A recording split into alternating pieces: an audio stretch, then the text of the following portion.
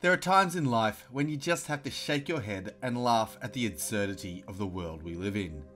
Things are nuts these days, but we can't control it, so we may as well laugh at it. This is why the clown world meme is still relevant and will continue to be relevant until the uncensored truth reasserts itself in the common discourse.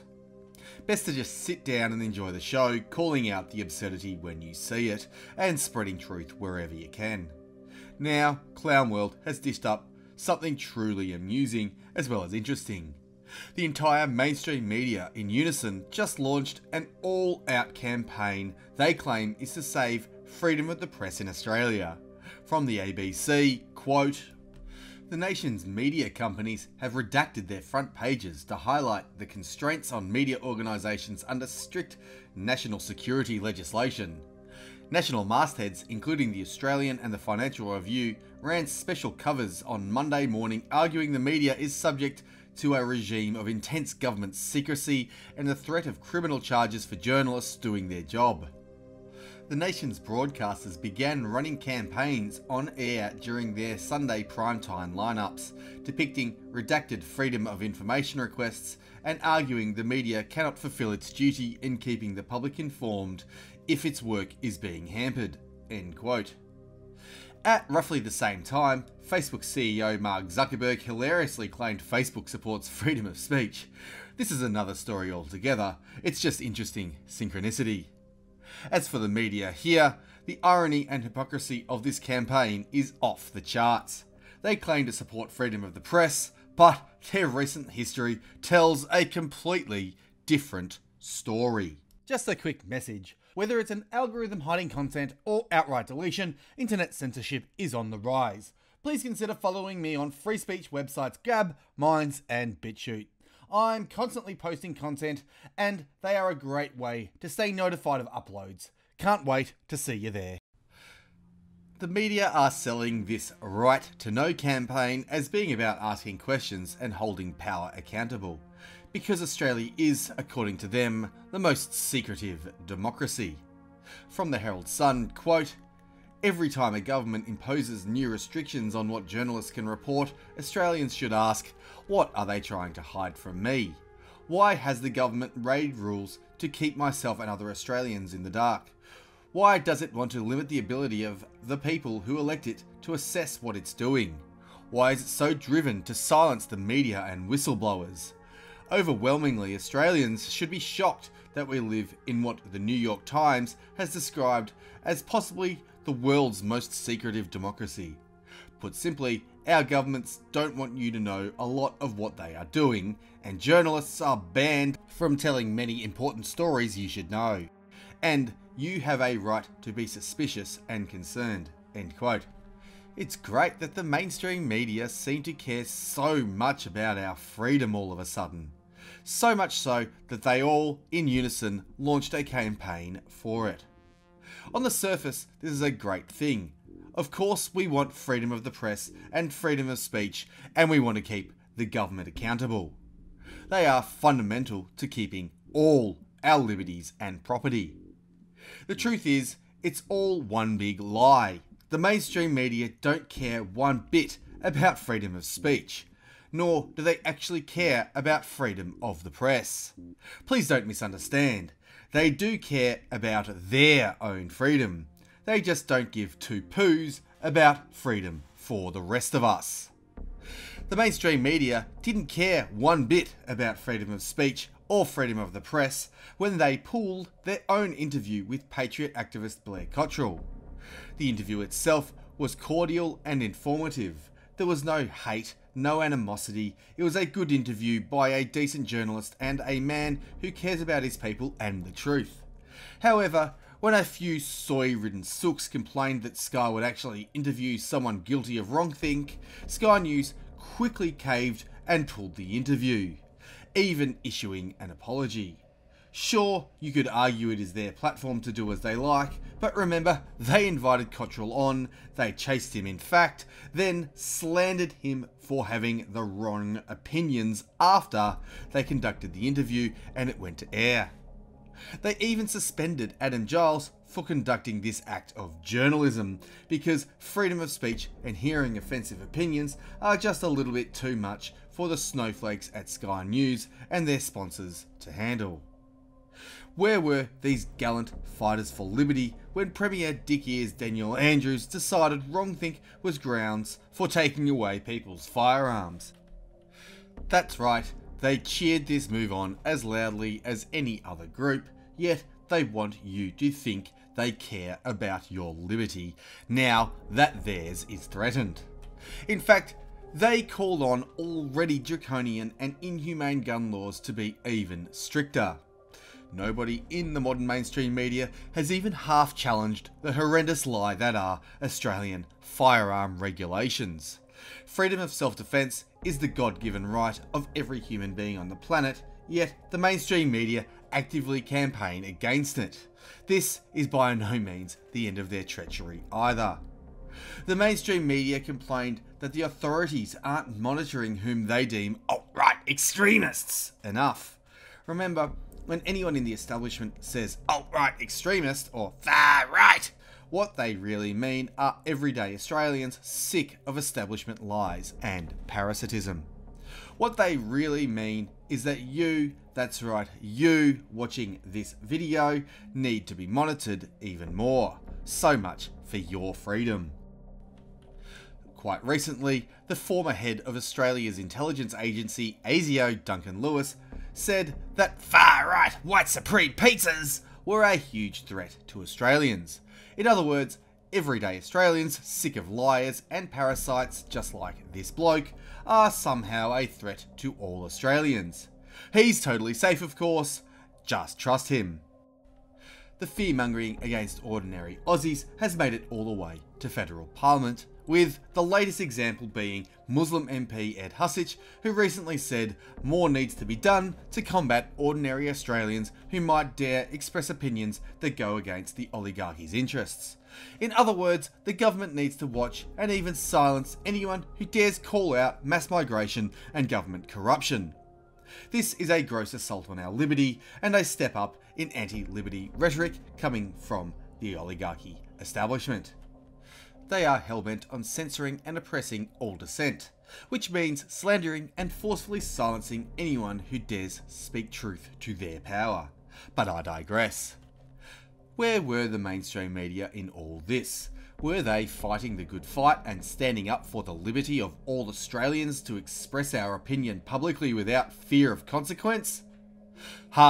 Yeah, right.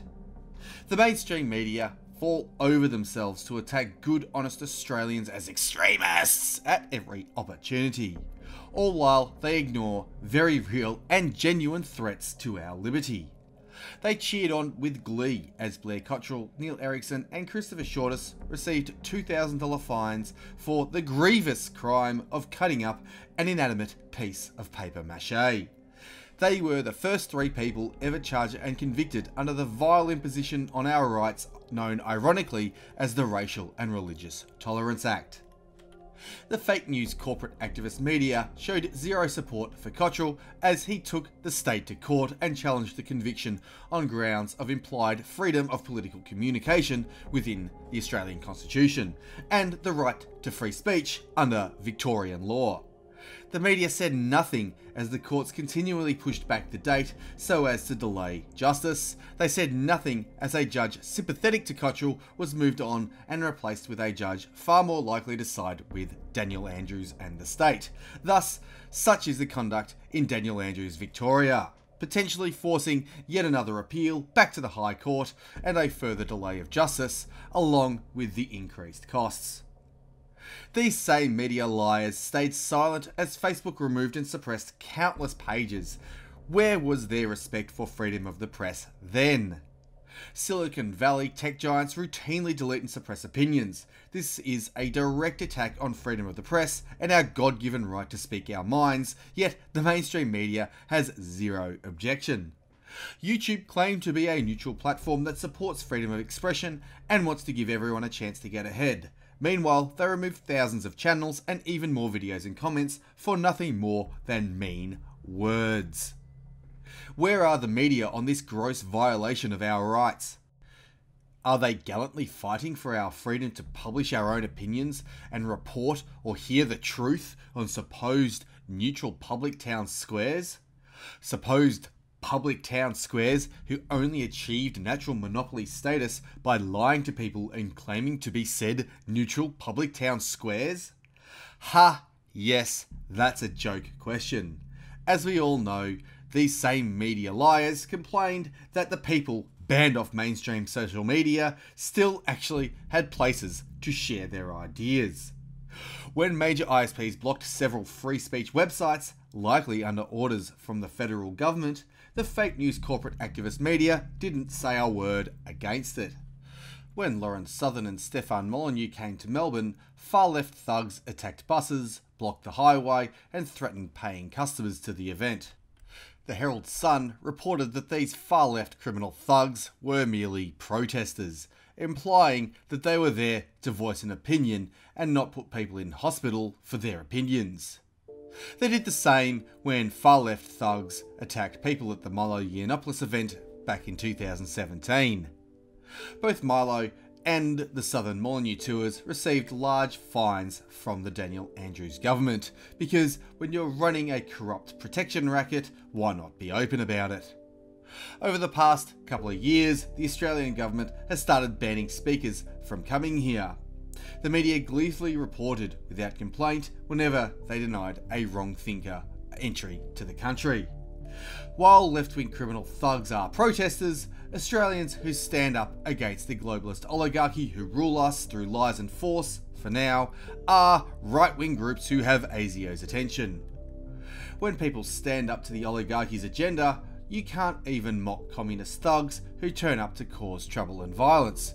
If you do that, these media liars will call you an evil bad German World War II guy. Banks are shutting down accounts of people who dare express wrongthink in public, almost certainly under pressure from the government. On this, the lying fake news media remains silent. We can only assume they support financial deplatforming of those they disagree with.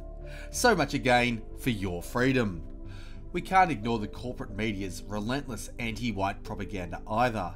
They never miss a chance to remind us all that Australians are being replaced in our own country, and that this is a great thing, of course, because shut up, bigot. These lying propagandists never miss a chance to remind Australians of how great it is that our culture and heritage don't exist, and this somehow isn't the country our ancestors created and left for us, not foreigners. Freedom of association and the property of our ancestors be damned. The fake news corporate media have an agenda to push, remember, and that agenda involves us ceasing to exist. Whenever News Corp write an article about Blair Cottrell, they use the same edited picture of him with the Australian flag and the Aryan cross in the background. The implication being that he's a evil big bad guy and everyone should consider him the evil big bad guy because he's a far-right supreme extremist, after all. Remember, once again, as mentioned, far-right just means brave individuals who dare to challenge the dogma of the parasitic oligarchy. The wider agenda of the lying fake news mainstream media should be clear to anyone paying attention. They are not here to report the news or hold the government accountable. They are here to character attack and slander and silence anyone who dares speak genuine truth to power. They have spent years doing all they could do to drag nationalists through the mud, laughing as the state abuses its position in order to silence all dissent. The media say nothing when true dissidents lose their liberty or bank accounts for the crimes of wrongthink, standing up to oppression and calling out lies. The media allied themselves with the state, and now they are concerned that they might be first against the wall the moment that same state no longer needs them. They could easily have spoken out against genuine abuse of power by Daniel Andrews and other government actors.